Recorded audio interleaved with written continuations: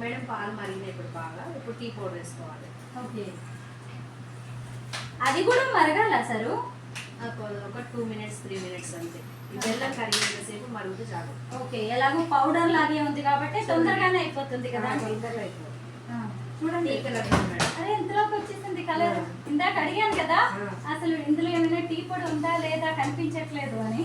Colour వస్తుందా రాదా. ఇప్పుడు బెల్లం ఉంది కదా ఇక్కడ, ఇది కొద్దిసేపు కరిగితే సరిపోతుంది. నిజంగానే సీక్రెట్ అన్నారు కదా, సీక్రెట్ ఉంది అందులో. ఆంటీ మీ చేతిలో ఏదో మహిమ ఉంది. అంటే మీ ఇంట్లో రెగ్యులర్ గా తాగుతూ ఉండేవాళ్ళేమో దాన్నే ఇలాగా. బాగుంది కలర్ అయితే, అందులో నుంచి ఆలోచనలు వస్తాయి. కరెక్టే, అవును. మంచి బిజినెస్ గా మారిపోయింది మన ఇంట్లో డైలీ తాగే టీ. Business idea. ఎంతమంది ఇప్పుడు దీని మీద ఉపాధి పొందుతున్నారు కదా ఆంటీ.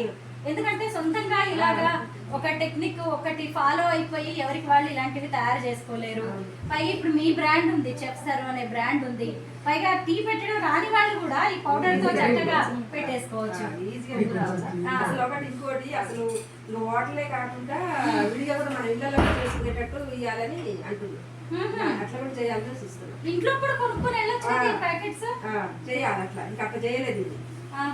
ఫ్రాంచైజీ పెట్టుకొని సొంత టీ స్టాల్ లాంటిది పెట్టుకొని ఎంత మంది దీని ద్వారా ఎవరు కావాలంటే ఆ ఇళ్ళలో చేసుకునేటట్టు కూడా ఇప్పుడు రికార్డ్ చేస్తున్నారు మీరు, రికార్డ్ చేస్తున్నారు, మాట్లాడుకుంటున్నా సార్.